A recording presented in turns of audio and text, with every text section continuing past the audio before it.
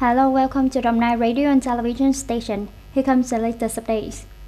On October the 8th, Chairman of Provincial People's Committee Cao Tiến Dũng had a working session with the People's Committee of Biên Hòa City on a socio-economic situation, national defense and security in 9 months, and some key tasks for the remaining 3 months of 2020. Attending the meeting were Vice Chairman of Provincial People's Committee Nguyễn Quốc Hùng, Secretary of Biên Hòa Party Committee Võ Văn Chánh, and leaders of departments and branches in the province. According to the report of Biên Hòa City People's Committee, in the first 9 months of 2020, the socio-economic situation in the city is generally stable. The value of industrial production and the total retail sales of goods and services all increased compared to the same period in 2019. However, the budget collection was facing many difficulties due to the impact of COVID-19 pandemic on enterprises, business households, and employees in the area. After listening to the opinions of departments in the province about the limited issues of Biên Hòa City, Chairman Cao Tiến Dũng noted that the city should focus on reviewing and coordinating units to ensure the source of revenue in the area.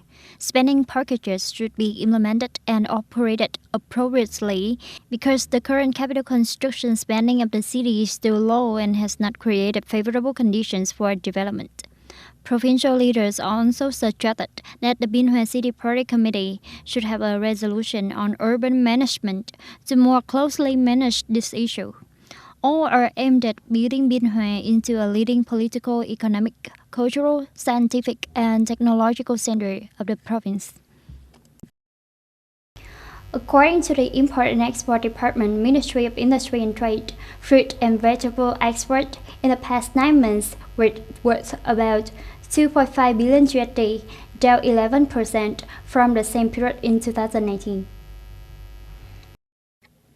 In August, the types of fruits contributing to the overall growth of the industry include dragon fruit, mango, banana, coconut, jackfruit, durian, passion fruit, and longan. For processed products processed from passion fruit, mango, chili, pineapple, and copper are the main export items, but processed passion fruit export tends to decrease. However, the passion fruit market still had a huge room when Vietnam has many competitive advantages. In particular, the effective Vietnam-EU Free Trade Agreement (EVFTA) will create conditions for Vietnamese fruit and vegetable exporters to compete with exporters in countries with the same geographical location in Southeast Asia and countries with the same climatic conditions in South America. On October 8th, the U.S. President Donald Trump's campaign team announced that Mr. Trump had agreed to postpone the remaining 2 debates with Democratic presidential candidate Joe Biden until October 22nd and October 29th. The announcement read, "We have agreed that this event will take place on October 22nd and therefore the third debate will be postponed for a week until October 29th. Previously, Mr. Trump stated not to accept the second debate with Joe Biden held online as it would allow a moderator to interrupt him. Yesterday, Mr. Trump confirmed that he was healthy enough to continue the campaign for re-election and denied that he was still at risk of contracting COVID-19. The British Ministry of Interior said on October 8th that more than 4 million citizens of the European Union (EU) have applied to stay in the UK after the UK was completely separated from the EU at the end of the year.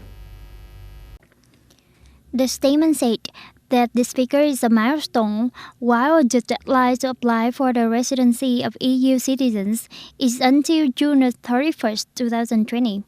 The UK left the EU on January the 31st, but the two sides still have 11 transition months until December 30th to continue negotiations on the future of relations between the UK and EU on trade and other issues.